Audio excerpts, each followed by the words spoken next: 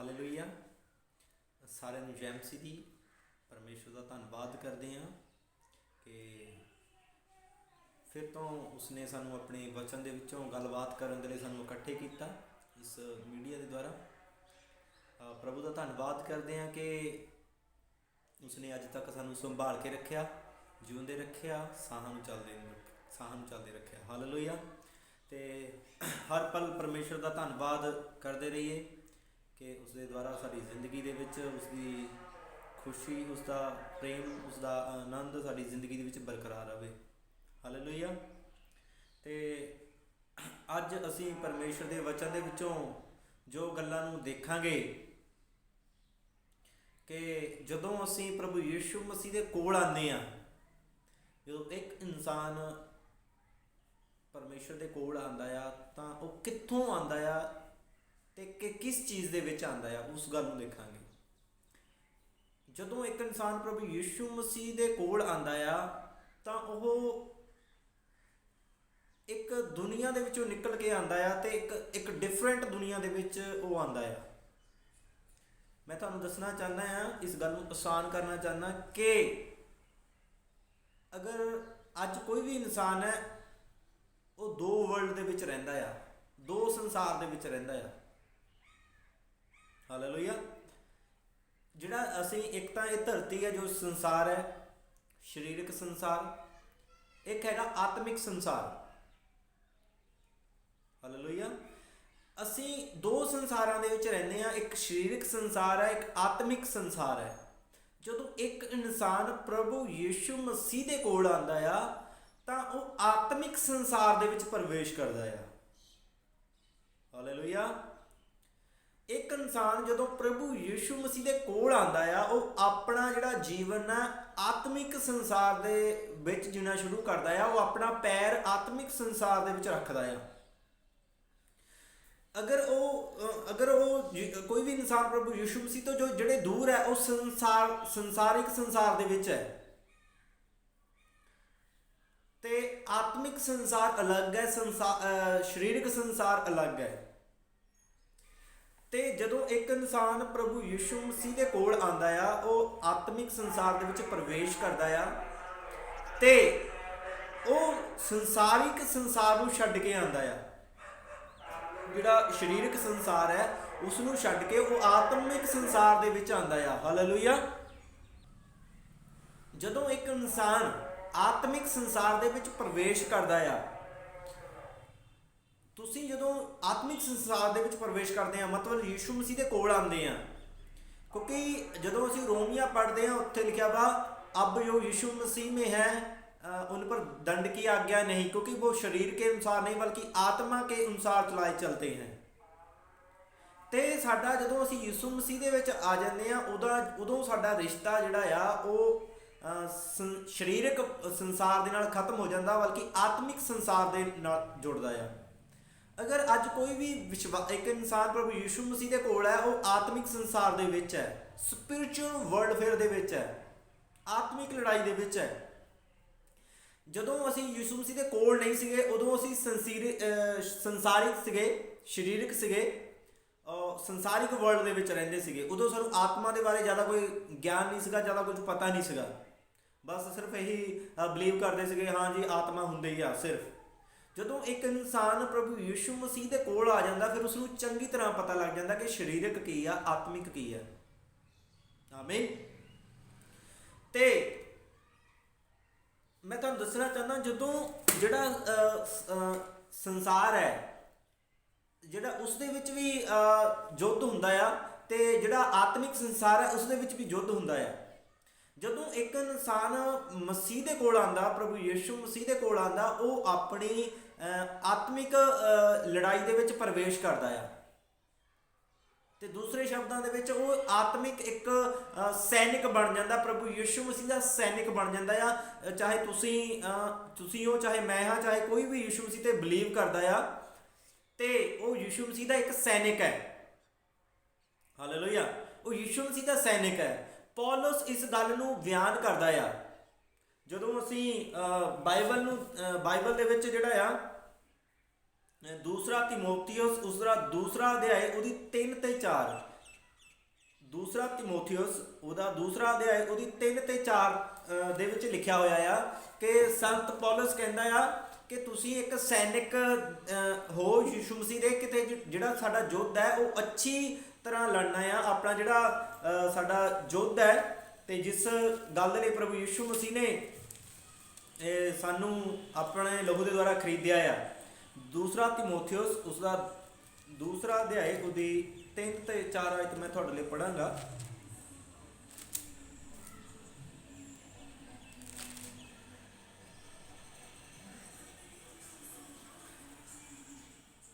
मसीह यीशु के अच्छे योद्धा के समान, संत पौलुस की कहना यीशु मसीह के अच्छे योद्धा के समान। योद्धा की हुंदा जिहड़ा लड़ाई दे विच जिहड़ा लड़ाई लड़दा हुंदा, योद्धा योद्धा के समान मेरे साथ दुख उठा। जब कोई योद्धा लड़ाई पर जाता है तो इसलिए कि अपने भर्ती करने वालों को प्रसन्न करे, अपने आप को संसार के कामों में नहीं फसाता। ਜਿਹੜਾ ਅੱਛਾ ਯੋਧਾ ਹੁੰਦਾ ਆ ਤੇ ਯੋਧਾ ਨੂੰ ਜਿਹੜਾ ਭਰਤੀ ਕਰਦਾ ਆ, ਤੇ ਯੋਧਾ ਦਾ ਕੰਮ ਕੀ ਆ ਕਿ ਆਪਣੇ ਭਰਤੀ ਕਰਨ ਵਾਲੇ ਨੂੰ ਕੀ ਕਰੇ, ਪ੍ਰਸੰਨ ਕਰੇ। ਤੇ ਸਾਨੂੰ ਯਿਸੂ ਮਸੀਹ ਦੇ ਵਿੱਚ ਅਸੀਂ ਭਰਤੀ ਕੀਤੇ ਗਏ ਆ। ਇੱਕ ਹਰ ਵਿਸ਼ਵਾਸੀ ਨੂੰ ਇਹ ਜਾਣਨ ਦੀ ਜ਼ਰੂਰਤ ਹੈ ਕਿ ਉਹ ਜਦੋਂ ਯਿਸੂ ਮਸੀਹ ਦੇ ਵਿੱਚ ਆ ਜਾਂਦਾ ਆ ਇੱਕ ਯੋਧਾ ਆ। ਹਾਲੇਲੂਇਆ। ਬਾਈਬਲ ਸਾਨੂੰ ਇੱਕ ਯੋਧਾ ਕਹਿ ਕੇ ਸੰਬੋਧਿਤ ਕਰਦੀ ਆ ਤੇ ਯਿਸੂ ਮਸੀਹ ਨੇ ਸਾਨੂੰ ਭਰਤੀ ਕੀਤਾ ਇਸ ਯੁੱਧ ਦੇ ਵਿੱਚ। ਸੰਸਾਰ ਦੇ ਵਿੱਚੋਂ ਕੱਢ ਕੇ, ਸੰਸਾਰਿਕ ਸੰਸਾਰ ਦੇ ਵਿੱਚੋਂ ਕੱਢ ਕੇ ਸਾਨੂੰ ਆਤਮਿਕ ਸੰਸਾਰ ਦੇ ਵਿੱਚ ਪ੍ਰਭੂ ਯਿਸੂ ਮਸੀਹ ਨੇ ਲਿਆਂਦਾ ਇੱਕ ਕਿ ਅਸੀਂ ਇੱਕ ਅੱਛਾ ਯੁੱਧ ਲੜ ਸਕੀਏ। ਹਾਲੇਲੂਇਆ। ਤੇ ਮੈਂ ਤੁਹਾਨੂੰ ਦੱਸਣਾ ਚਾਹੁੰਦਾ ਆ, ਜਦੋਂ ਇੱਕ ਕੋਈ ਵੀ ਆ ਯੋਧਾ ਆ, ਚਾਹੇ ਉਹ ਕੋਈ ਵੀ ਯੋਧਾ ਆ, ਚਾਹੇ ਅਸੀਂ ਇੰਡੀਆ ਦੀ ਆਰਮੀ ਦੇਖਦੇ ਹਾਂ, ਚਾਹੇ ਕਿਸੇ ਵੀ ਦੇਸ਼ ਦੀ ਫੌਜ ਦੇਖਦੇ ਹਾਂ, ਯੁੱਧ ਦਾ ਮਤਲਬ ਲੜਾਈ ਕਰਨ ਵਾਲੇ। ਤੇ ਅਗਰ ਅਸੀਂ ਕਿਸੇ ਵੀ ਫੌਜ ਨੂੰ, ਕਿਸੇ ਵੀ ਦੇਸ਼ ਦੀ ਫੌਜ ਨੂੰ ਦੇਖਦੇ ਹਾਂ ਤਾਂ ਉਸਦੇ ਕੋਲ ਜਿਹੜੀ ਫੌਜ ਹੁੰਦੀ ਆ, ਉਸ ਫੌਜ ਦੇ ਕੋਲ ਲੜਨ ਦੇ ਲਈ ਉਸਨੂੰ ਟ੍ਰੇਨਿੰਗ ਦਿੱਤੀ ਜਾਂਦੀ ਆ। ਸਭ ਤੋਂ ਪਹਿਲਾਂ ਉਸਨੂੰ ਭਰਤੀ ਕੀਤਾ ਜਾਂਦਾ, ਫਿਰ ਉਸ ਤੋਂ ਬਾਅਦ ਟ੍ਰੇਨਿੰਗ ਦਿੱਤੀ ਜਾਂਦੀ ਆ, ਫਿਰ ਤੋਂ ਉਸ ਤੋਂ ਬਾਅਦ ਕੀ ਕੀਤਾ ਜਾਂਦਾ, ਉਸਨੂੰ ਹਥਿਆਰ ਦਿੱਤੇ ਜਾਂਦੇ ਆ ਕਿ ਉਹ ਹਥਿਆਰਾਂ ਦੇ ਨਾਲ ਕੀ ਕਰਦਾ, ਫਿਰ ਉਹ ਆਪਣੇ ਦੇਸ਼ ਦੀ ਉਹ ਰੱਖਿਆ ਕਰਦਾ ਆ। ਜਿਹੜਾ ਕੰਮ ਉਹਨੂੰ ਕਿਹਾ ਜਾਂਦਾ ਆ ਉਹ ਕਰਦਾ ਆ। ਜਿਹੜਾ ਮਤਲਬ ਉਹਨੂੰ ਭਰਤੀ ਕਰਨ ਵਾਲਾ ਜਿਹੜਾ ਕੰਮ ਦਿੰਦਾ ਉਸ ਯੋਧੇ ਨੂੰ, ਉਹ ਯੋਧਾ ਕਰਦਾ ਆ।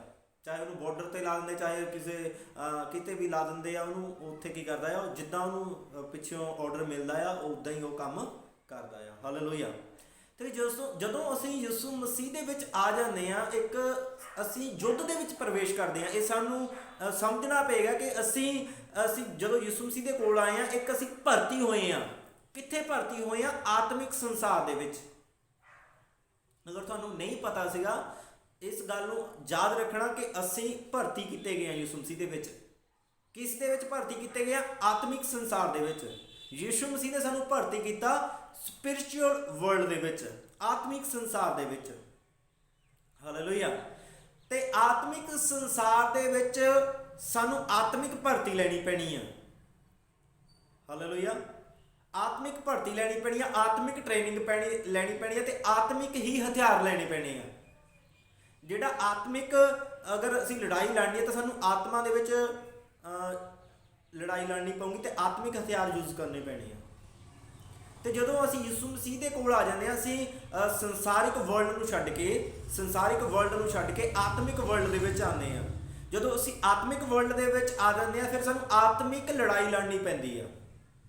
ਤੇ ਪੌਲਸ ਕਹਿੰਦਾ ਅੱਛੇ ਯੋਧਾ ਦੀ ਤਰ੍ਹਾਂ ਕੀ ਕਰ, ਕਿ ਜਿਹਨੇ ਸਾਨੂੰ ਭਰਤੀ ਕੀਤਾ ਆ ਉਹਨੂੰ ਖੁਸ਼ ਕਰ, ਪ੍ਰਸੰਨ ਕਰ। ਸਾਨੂੰ ਭਰਤੀ ਕਿਹਨੇ ਕੀਤਾ? ਯਿਸੂ ਮਸੀਹ ਨੇ। यीशु मसीह ने भर्ती किया है। जब कोई योद्धा लड़ाई पर जाता है तो इसलिए कि अपने भर्ती करने वालों को प्रसन्न करें। हालेलुया। अगर असी यीशु मसीह दे विच आ गए हाँ, असी भर्ती हो चुके हैं आत्मिक वर्ल्ड दे विच, कि फिर असी यीशु मसीह को खुश कर रहे हैं। सवाल उठता है असी जो प्रभु यीशु मसीह सानू करन नूं कहंदा असी वो करते हैं। ਅਗਰ ਅਸੀਂ ਨਹੀਂ ਕਰਦੇ ਤਾਂ ਸਾਡਾ ਜਿਹੜਾ ਭਰਤੀ ਕਰਨ ਵਾਲਾ ਆ ਮਤਲਬ ਯਿਸੂ ਮਸੀਹ ਸਭ ਤੋਂ ਪ੍ਰਸੰਨ ਨਹੀਂ ਹੈਗਾ। ਅਗਰ ਅਸੀਂ ਜਿੱਦਾਂ ਯਿਸੂ ਮਸੀਹ ਕਹਿੰਦਾ ਆ ਕਰਨ ਨੂੰ ਉਸੇ ਤਰ੍ਹਾਂ ਕਰਦੇ ਆ ਤਾਂ ਯਿਸੂ ਮਸੀਹ ਸਭ ਤੋਂ ਕੀ ਆ, ਪ੍ਰਸੰਨ ਹੈ, ਖੁਸ਼ ਹੈ।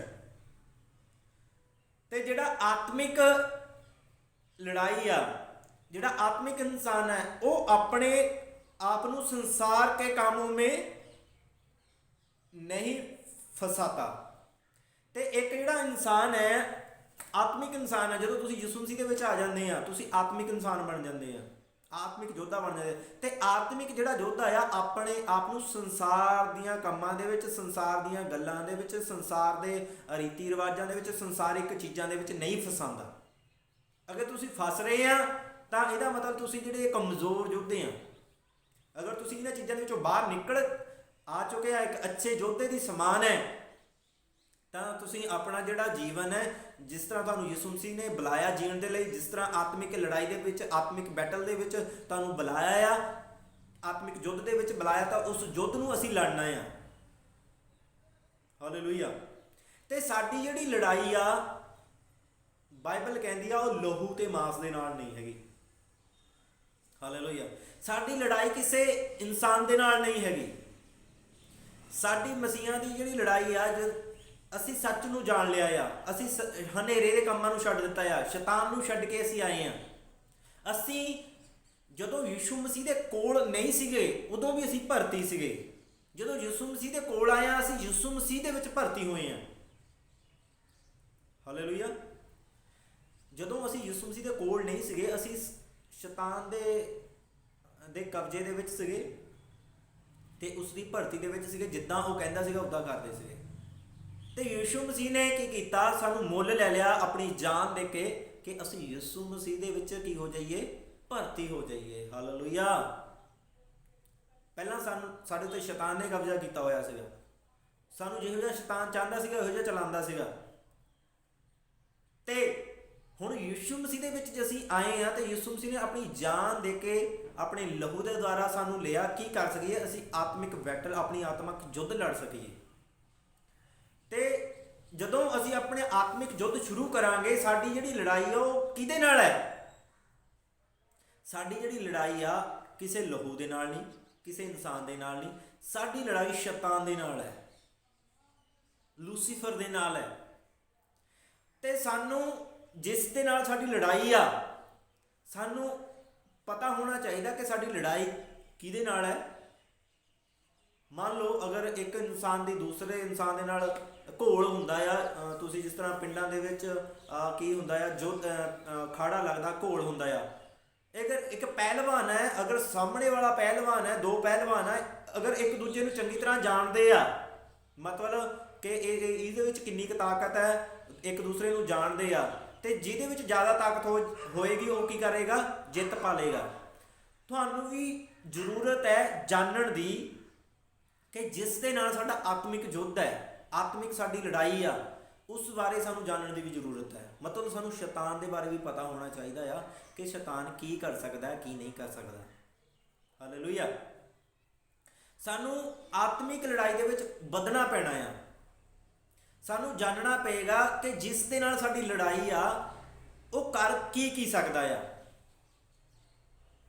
ਤੇ ਬਾਈਬਲ ਉਹਨੂੰ ਕਾਫੀ ਚੀਜ਼ਾਂ ਦੇ ਨਾਲ ਨਾਮ ਲੈ ਕੇ ਪੁਕਾਰਦੀ ਆ, ਜਿਸ ਤਰ੍ਹਾਂ ਇੱਕ ਨਾਮ ਲੂਸੀਫਰ, ਸ਼ੈਤਾਨ। ਤੁਹਾਨੂੰ ਮੈਂ ਦੱਸਣਾ ਚਾਹੁੰਦਾ, ਬਹੁਤ ਸਾਰੇ ਜਾਣਦੇ ਹੋਣਗੇ ਕਿ ਇਸ ਗੱਲ ਨੂੰ ਕਿ ਜਿਹੜਾ ਸ਼ੈਤਾਨ ਹੈ ਉਹ ਇੱਕ ਸਮੇਂ ਪਰਮੇਸ਼ਰ ਦੇ ਸਵਰਗ ਦੇ ਵਿੱਚ ਹੁੰਦਾ ਸੀਗਾ ਤੇ ਉਹ ਸਵਰਗ ਤੋਂ ਗਿਰਾਇਆ ਗਿਆ ਇੱਕ ਸਵਰਗਦੂਤ ਹੈ। ਜਿਹੜਾ ਸ਼ੈਤਾਨ ਹੈ ਉਹ ਸਵਰਗ ਤੋਂ ਗਿਰਾਇਆ ਹੋਇਆ ਇੱਕ ਸਵਰਗਦੂਤ ਹੈ ਤੇ ਉਸ ਦੇ ਨਾਲ ਜਿੰਨੇ ਵੀ ਉਸ ਸਵਰਗਦੂਤ ਦੇ ਕਹਿਣੇ ਦੇ ਵਿੱਚ ਜਿੰਨੇ ਵੀ ਸਵਰਗਦੂਤ ਸੀਗੇ ਉਹ ਨਾਲ ਗਿਰਾਏ ਗਏ ਆ ਤੇ ਉਹ ਉਹਦੀ ਕੀ ਆ, ਸੈਨਾ ਆ। ਸਾਡੀ ਜਿਹੜੀ ਲੜਾਈ ਆ ਉਸ ਗਿਰਾਏ ਹੋਏ ਸਵਰਗਦੂਤ ਦੇ ਨਾਲ, ਜਿਹਨੂੰ ਲੂਸੀਫਰ ਕਹਿੰਦੇ ਆ, ਉਸ ਦੇ ਨਾਲ ਸਾਡਾ ਯੁੱਧ ਹੈ ਤੇ ਉਸ ਦੀ ਸੈਨਾ ਦੇ ਨਾਲ ਯੁੱਧ ਹੈ। ਹਾਲੇਲੂਇਆ। ਤੇ ਅਸੀਂ ਯਿਸੂ ਮਸੀਹ ਦੀ ਫੌਜ ਦੇ ਵਿੱਚ ਇੱਕ ਯੋਧਾ ਆ। ਹਾਲੇਲੂਇਆ। ਯਿਸੂ ਮਸੀਹ ਦੀ ਫੌਜ ਦੇ ਵਿੱਚ ਇੱਕ ਯੋਧਾ ਆ ਤੇ ਅਸੀਂ ਸ਼ੈਤਾਨ ਦੀ ਜਾਲ ਨੂੰ ਛੱਡ ਕੇ, ਸ਼ੈਤਾਨ ਦੇ ਕੰਮਾਂ ਨੂੰ ਛੱਡ ਕੇ, ਇਸ ਸੰਸਾਰ ਨੂੰ ਛੱਡ ਕੇ ਸੰਸਾਰ ਦੇ ਕੰਮਾਂ ਨੂੰ ਛੱਡ ਕੇ, ਉਸ ਸ਼ੈਤਾਨ ਦੀ ਗੁਲਾਮੀ ਨੂੰ ਛੱਡ ਕੇ ਯਿਸੂ ਮਸੀਹ ਦੇ ਕੋਲ ਆਏ ਤੇ ਇੱਕ ਯਿਸੂ ਮਸੀਹ ਦੇ ਅੱਛੇ ਸੈਨਿਕ ਬਣ ਚੁੱਕੇ ਹਾਂ। ਜਦੋਂ ਕੋਈ ਵੀ ਇੱਕ ਇਨਸਾਨ ਯਿਸੂ ਮਸੀਹ ਦੇ ਕੋਲ ਆਉਂਦਾ ਆ, ਚਾਹੇ ਤੁਹਾਨੂੰ ਯਿਸੂ ਮਸੀਹ ਦੇ ਕੋਲ ਆਏ ਸਾਲ ਹੋਇਆ, ਚਾਹੇ 2 ਸਾਲ ਹੋ ਗਏ, ਚਾਹੇ 10 ਦਿਨ ਹੋ ਗਏ ਆ, ਤੁਸੀਂ ਆਪਣਾ ਪੈਰ ਇੱਕ ਯੁੱਧ ਦੇ ਵਿੱਚ ਰੱਖ ਰਹੇ ਹੋ। ਤੁਸੀਂ ਆਪਣਾ ਪੈਰ ਇੱਕ ਯੁੱਧ ਦੇ ਵਿੱਚ ਰੱਖ ਰਹੇ ਹੋ ਤੇ ਤੁਸੀਂ ਸ਼ੈਤਾਨ ਨੂੰ ਛੱਡ ਕੇ ਯਿਸੂ ਮਸੀਹ ਦੇ ਕੀ ਬਣ ਰਹੇ ਹੋ? ਯੋਧਾ ਬਣ ਰਹੇ ਹੋ। ਹਾਲੇਲੂਇਆ। ਤੇ ਸਾਨੂੰ ਜ਼ਰੂਰਤ ਹੈ ਕਿ ਸਾਨੂੰ ਜਾਣਨ ਦੀ ਇਸ ਗੱਲ ਦੀ ਜ਼ਰੂਰਤ ਹੈ ਕਿ ਜਿਹੜਾ ਜਿਸ ਨਾਲ ਸਾਡਾ ਯੁੱਧ ਹੈ ਉਹ ਕਰ ਕੀ ਸਕਦਾ ਆ। ਕੁਝ ਗੱਲਾਂ ਨੂੰ ਅਸੀਂ ਦੇਖਾਂਗੇ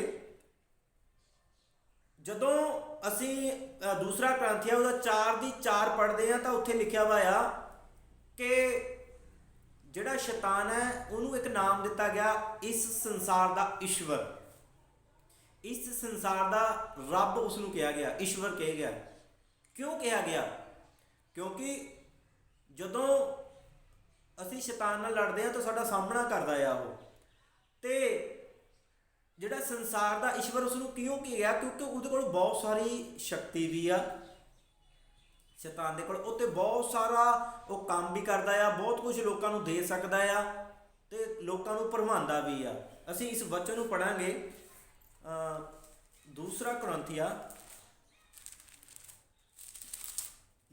ਕਰੰਥੀਆ ਉਹਦਾ 4:4। उन अविश्वासियों के लिए जिनकी बुद्धि इस संसार के ईश्वर ने अंधी कर दी है।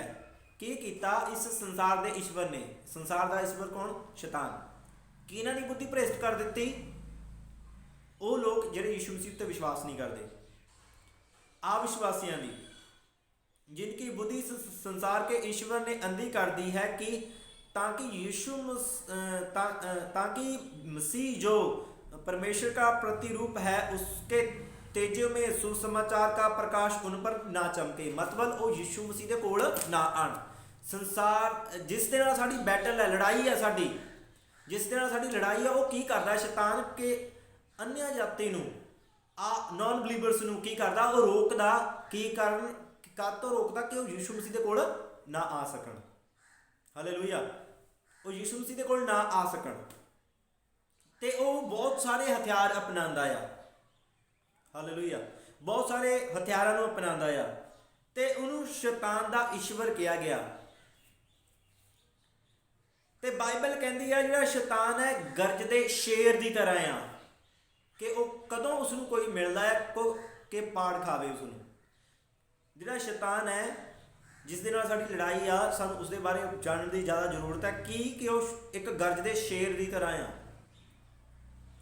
ਤੇ ਜਦੋਂ ਯਸ਼ਾਇਆ ਉਹਦਾ 14ਵਾਂ ਅਧਿਆਇ ਉਹਦੀ 12 ਆਇਤ ਪੜ੍ਹਦੇ ਆ ਤਾਂ ਉੱਥੇ ਉਸ ਨੂੰ ਇੱਕ ਚਮਕਦੇ ਤਾਰੇ ਦਾ ਨਾਮ ਦਿੱਤਾ ਗਿਆ। ਉੱਥੇ ਲਿਖਿਆ, ਹੇ ਬੋਲ ਕੇ ਚਮਕਦੇ ਤਾਰੇ ਤੂੰ ਕੈਸੇ ਆਕਾਸ਼ ਸੇ ਗਿਰ ਪੜਾ। ਜਿਸ ਤਰ੍ਹਾਂ ਮੈਂ ਪਹਿਲਾਂ ਦੱਸ ਕੇ ਹਟਿਆ ਕਿ ਜਿਹੜਾ ਸ਼ੈਤਾਨ ਸੀਗਾ ਕਿ ਉਹ ਸਵਰਗ ਦੇ ਵਿੱਚ ਸੀਗਾ ਤੇ ਸਵਰਗ ਤੋਂ ਉਹ ਗਿਰਾਇਆ ਹੋਇਆ ਉਹ ਇੱਕ ਦੂਤ ਹੈ ਤੇ ਉਹ ਸਵਰਗ ਦੇ ਵਿੱਚ ਪਰਮੇਸ਼ਰ ਦੀ ਆਰਾਧਨਾ ਕਰਦਾ ਹੁੰਦਾ ਸੀਗਾ। ਤੇ ਉਹੀ ਉਸਨੇ ਆਰਾਧਨਾ ਦਾ ਜੋ ਉਸਨੂੰ ਪਰਮੇਸ਼ਰ ਦੀ ਆਰਾਧਨਾ ਜਦੋਂ ਕਰਦਾ ਹੁੰਦਾ ਸੀਗਾ, ਉਹੀ ਆਰਾਧਨਾ ਅੱਜ ਉਹ ਲੋਕਾਂ ਤੋਂ ਕਰਾ ਰਿਹਾ। ਅੰਨ੍ਹਿਆ ਜਾਤੀ ਦੇ ਜੋ ਗੀਤ ਹੈ, ਪੰਜਾਬੀ ਗਾਣੇ, ਹਿੰਦੀ ਗਾਣੇ, ਇੰਗਲਿਸ਼ ਗਾਣੇ, ਕਿ ਮਤਲਬ ਜਿਸ ਦੇ ਵਿੱਚ ਪ੍ਰਭੂ ਯਿਸੂ ਮਸੀਹ ਦਾ ਕੋਈ ਨਾਮ ਨਹੀਂ ਹੈਗਾ, ਉਹ ਲੋਕਾਂ ਨੂੰ ਇੱਧਰ ਆਕਰਸ਼ਿਤ ਕਰ ਰਿਹਾ। ਉਹ ਫਿਲਮੀ ਦੁਨੀਆ ਵੱਲ ਲੈ ਕੇ ਜਾ ਰਿਹਾ, ਭਰਮਾ ਰਿਹਾ ਆ। ਉਹ ਆਪਣੇ ਗੀਤਾਂ ਦੇ ਦੁਆਰਾ, ਪੰਜਾਬੀ ਗੀਤ ਦੇ ਦੁਆਰਾ, ਉਹ ਗੀਤ ਜਿਹੜੇ ਪਰਮੇਸ਼ਰ ਦੀ ਕੋਈ ਮਹਿਮਾ ਨਹੀਂ ਕਰਦੇ, ਉਹਨਾਂ ਗੀਤਾਂ ਦੇ ਦੁਆਰਾ ਕੀ ਕਰ ਰਿਹਾ? ਲੋਕਾਂ ਨੂੰ ਭਰਮਾ ਰਿਹਾ ਆ। ਸਵਰਗ ਦੇ ਵਿੱਚ ਇੱਕ ਸਮਾਂ ਹੁੰਦਾ ਸੀਗਾ ਪਰਮੇਸ਼ਰ ਦੀ ਆਰਾਧਨਾ ਕਰਦਾ ਸੀਗਾ ਤੇ ਅੱਜ ਉਹ ਜੋ ਪਰਮੇਸ਼ਰ ਨੇ ਉਹਨੂੰ ਕਲਾ ਦਿੱਤੀ ਸੀ, ਉਸੇ ਕਲਾ ਨੂੰ ਇਸਤੇਮਾਲ ਕਰਕੇ ਉਹ ਅੱਜ ਦੁਨੀਆ ਨੂੰ ਭਰਮਾ ਰਿਹਾ ਆ। ਤੇ ਬਹੁਤ ਸਾਰੀਆਂ ਉਸ ਸ਼ੈਤਾਨ ਦੇ ਕੋਲ ਸ਼ਕਤੀਆਂ ਆ ਤੇ ਉਹਨਾਂ ਸ਼ਕਤੀਆਂ ਬਾਰੇ ਆਪਾਂ ਦੇਖਾਂਗੇ ਕੁਝ ਗੱਲਾਂ ਨੂੰ। ਤੇ ਜਦੋਂ ਅਸੀਂ ਸ਼ੈਤਾਨ ਦੇ ਨਾਲ ਲੜਾਈ ਆਤਮਿਕ ਯੁੱਧ ਦੇ ਵਿੱਚ ਆ ਤਾਂ ਸਾਡੀ ਜਿਹੜੀ ਲੜਾਈ ਆ ਉਹ ਸ਼ੈਤਾਨ ਦੇ ਨਾਲ ਹੈ ਤੇ ਸ਼ੈਤਾਨ ਸਾਡੇ ਨਾਲ ਕੀ ਕਰਦਾ? ਲੜਦਾ ਆ, ਹਮਲਾ ਕਰਦਾ ਸਾਡੇ ਉੱਤੇ ਕਈ ਵਾਰ। ਤੇ ਉਹ ਬਹੁਤ ਸਾਰੇ ਲੋਕਾਂ ਨੂੰ ਭਰਮਾ ਲੈਂਦਾ ਆ। ਉਹਦੇ ਕੋਲ ਬਹੁਤ ਤਾਕਤ ਹੈ। ਇੱਕ ਐਗਜ਼ਾਮਪਲ ਦੇਣਾ ਚਾਹੁੰਦਾ ਆ, ਉਸਦੇ ਕੋਲ, ਉਸ ਨੂੰ ਸੰਸਾਰ ਦਾ ਈਸ਼ਵਰ ਇਸੇ ਲਈ ਨਹੀਂ ਕਿਹਾ ਕਿਉਂਕਿ ਸੰਸਾਰ ਦੀਆਂ ਪਾਤਸ਼ਾਹੀਆਂ ਉਸਦੇ ਕੋਲ ਹੈ। ਉਹ ਸੰਸਾਰ ਦੀ ਹਰ ਇੱਕ ਚੀਜ਼ ਤੁਹਾਨੂੰ ਦੇ ਸਕਦਾ ਆ, ਧਨ ਦੌਲਤ ਦੇ ਸਕਦਾ ਆ, ਮਤਲਬ ਸਾਰਾ ਕੁਝ ਉਹ ਤੁਹਾਨੂੰ ਦੇ ਸਕਦਾ ਆ। ਜਦੋਂ ਯਿਸੂ ਮਸੀਹ ਵਰਤ ਰੱਖ ਕੇ 40 ਵਰਤ ਦੇ ਬਪਤਿਸਮਾ ਲੈਣ ਤੋਂ ਬਾਅਦ 40 ਵਰਤ ਰੱਖੇ, ਉਸ ਤੋਂ ਬਾਅਦ ਉਹਦੀ ਪ੍ਰੀਖਿਆ ਹੋਈ। ਸ਼ੈਤਾਨ ਨੇ ਕੀ ਕਿਹਾ, ਤੂੰ ਝੁੱਕ ਕੇ ਮੈਨੂੰ ਪ੍ਰਣਾਮ ਕਰਕੇ ਤੇ ਦੁਨੀਆ ਦੀਆਂ ਪਾਤਸ਼ਾਹੀਆਂ ਮੈਂ ਕੀ ਕਰਾਂਗਾ, ਤੈਨੂੰ ਦੇ ਦੇਵਾਂਗਾ। ਮਤਲਬ ਉਹਨੇ ਦੁਨੀਆ ਦੀਆਂ ਧਨ ਦੌਲਤ ਐਸ਼ੋ ਆਰਾਮ ਯਿਸੂ ਮਸੀਹ ਨੂੰ ਦਿਖਾਏ। ਮਤਲਬ ਉਹਦੇ ਕੋਲ ਹੈਗੇ ਸੀਗੇ ਤਾਂ ਹੀ ਦਿਖਾਏ ਹਨ। ਤੇ ਯਿਸੂ ਮਸੀਹ ਨੇ ਕੀ ਕੀਤਾ, ਵਚਨ ਦੇ ਦੁਆਰਾ ਉਹਦਾ ਸਾਹਮਣਾ ਕੀਤਾ ਤੇ ਸ਼ੈਤਾਨ ਨੂੰ ਨਿਠਾ ਦਿੱਤਾ, ਮਨਾ ਕਰ ਦਿੱਤਾ ਉਸ ਦੀਆਂ ਚੁਣੌਤੀਆਂ ਨੂੰ, ਜੋ ਉਹਨੂੰ ਅਸ਼ੀਸ਼ਾ ਦੇਣਾ ਚਾਹੁੰਦਾ ਸੀਗਾ। ਪਤਾ ਸੀਗਾ ਕਿ ਯਿਸੂ ਮਸੀਹ ਜਿਹੜਾ ਸੀਗਾ ਸਵਰਗ ਦਾ ਸੀਗਾ ਤੇ ਅਸੀਂ ਵੀ ਸਵਰਗ ਦੇ ਹਾਂ। ਅਸੀਂ ਸੰਸਾਰ ਦੇ ਨਹੀਂ ਹਾਂ, ਸਵਰਗ ਦੇ ਹਾਂ। ਅਸੀਂ ਸਵਰਗ ਦੇ ਨਾਗਰਿਕ ਹਾਂ, ਬਾਈਬਲ ਕਹਿੰਦੀ ਆ। ਤੇ ਅਸੀਂ ਇੱਕ ਅੱਛੇ ਯੋਧਾ ਦੀ ਤਰ੍ਹਾਂ ਆਪਣੀ ਜਿਹੜੀ ਆਤਮਿਕ ਲੜਾਈ ਆ ਉਹ ਲੜਨੀ ਆ। ਤੇ ਜਿਹੜਾ ਸਾਡਾ ਦੁਸ਼ਮਣ ਹੈ ਜਿਸ ਦੇ ਨਾਲ ਅਸੀਂ ਲੜਾਈ ਲੜ ਰਹੇ ਹਾਂ, ਉਸਦੇ ਕੋਲ ਬਹੁਤ ਸਾਰੀਆਂ ਪਾਵਰਾਂ ਆ। ਇੱਥੋਂ ਤੱਕ ਉਹ ਭਵਿੱਖਬਾਣੀ ਵੀ ਕਰ ਸਕਦਾ ਆ, ਉਹ ਚਮਤਕਾਰ ਵੀ ਕਰ ਸਕਦਾ ਆ।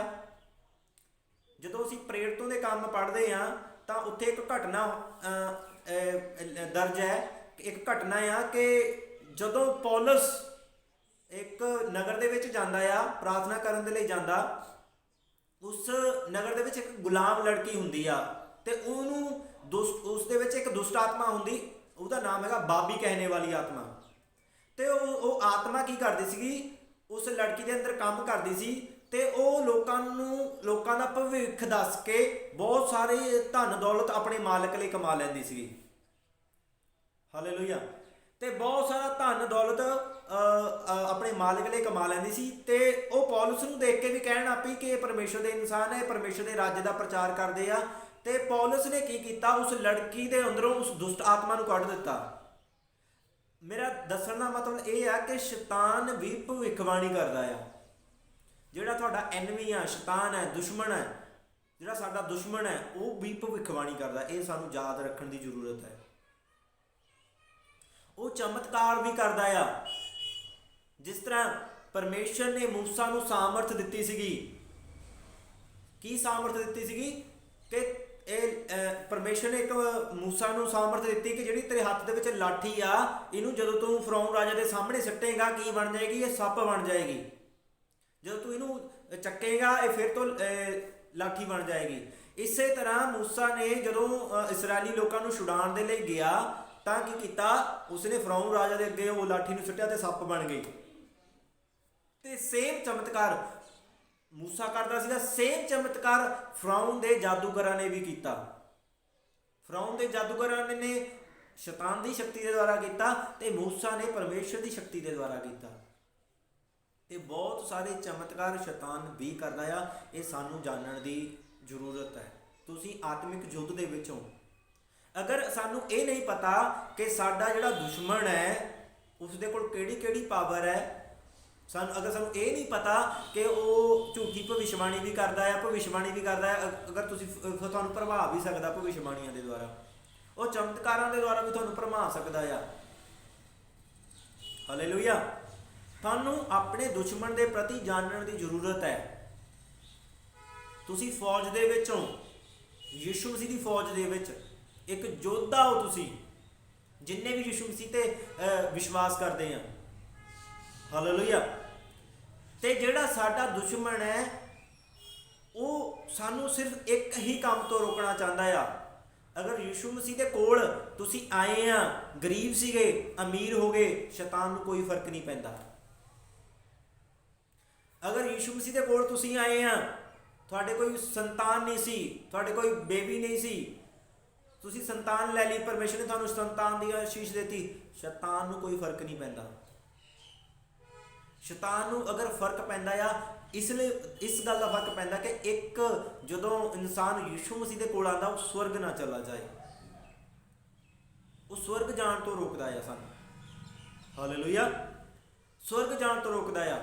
ते सानू स्वर्ग जाण तो रोकण दे लई ਉਹ ਤਰ੍ਹਾਂ ਤਰ੍ਹਾਂ ਦੇ ਕੰਮ ਕਰਦਾ ਆ, ਤਰ੍ਹਾਂ ਤਰ੍ਹਾਂ ਦੇ ਕੰਮ ਸਾਨੂੰ ਰੋਕਦਾ, ਸਾਡੀ ਜ਼ਿੰਦਗੀ ਤੇ ਮੁਸ਼ਕਲਾਂ ਮੁਸੀਬਤਾਂ ਹਰ ਤਰ੍ਹਾਂ ਦਾ ਜੋ ਜਿਹੜਾ ਉਸਦਾ ਬਾਰ ਚੱਲਦਾ ਆ ਉਹ ਚਲਾਉਂਦਾ ਆ। ਸਾਨੂੰ ਜ਼ਰੂਰਤ ਹੈ ਕਿ ਸਾਨੂੰ ਪਤਾ ਹੋਣਾ ਚਾਹੀਦਾ ਆ ਕਿ ਜੋ ਜਿਸ ਦੇ ਨਾਲ ਸਾਡਾ ਯੁੱਧ ਹੈ ਉਹ ਕੀ ਕੀ ਕਰ ਸਕਦਾ ਆ। ਹਾਲੇਲੂਇਆ। ਅਸੀਂ ਆਤਮਿਕ ਲੜਾਈ ਦੇ ਵਿੱਚ ਆ, ਸਾਨੂੰ ਜਿਸ ਦੇ ਨਾਲ ਸਾਡੀ ਲੜਾਈ ਹੋ ਰਹੀ ਆ ਸਾਨੂੰ ਪਤਾ ਹੋਣਾ ਚਾਹੀਦਾ ਉਸ ਦੇ ਬਾਰੇ। ਅਸੀਂ ਸਪਿਰਿਚੁਅਲ ਵਰਲਡ ਦੇ ਵਿੱਚ ਆ, ਆਤਮਿਕ ਸੰਸਾਰ ਦੇ ਵਿੱਚ ਆ, ਤੇ ਅਸੀਂ ਸੰਸਾਰ ਦੇ ਕੰਮਾਂ ਉੱਤੇ ਘੱਟ ਧਿਆਨ ਲਗਾਈਏ। ਜਿਸ ਤਰ੍ਹਾਂ ਪੌਲਸ ਕਹਿੰਦਾ ਆ ਕਿ ਉਹ ਆਪਣੇ ਆਪ ਨੂੰ ਸੰਸਾਰਿਕ ਕੰਮਾਂ ਦੇ ਵਿੱਚ ਨਹੀਂ ਫਸਾਉਂਦਾ। ਹਾਲੇਲੂਇਆ। ਬਲਕਿ ਉਹ ਆਪਣਾ ਜਿਹੜਾ ਆ ਆਤਮਿਕ ਯੁੱਧ ਦੇ ਵਿੱਚ ਡਟਿਆ ਰਹਿੰਦਾ ਆ।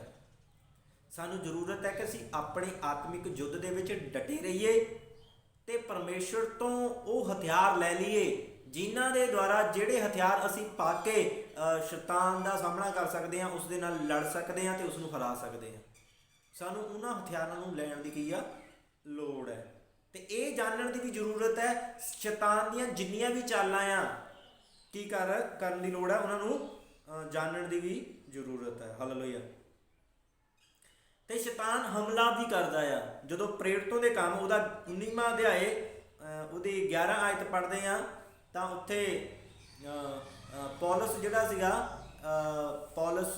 ਉਹ ਕੀ ਕਰਦਾ ਸੀਗਾ, ਦੁਸ਼ਟ ਆਤਮਾ ਨੂੰ ਕੀ ਕਰਦਾ ਸੀਗਾ, ਕੱਢਦਾ ਸੀਗਾ।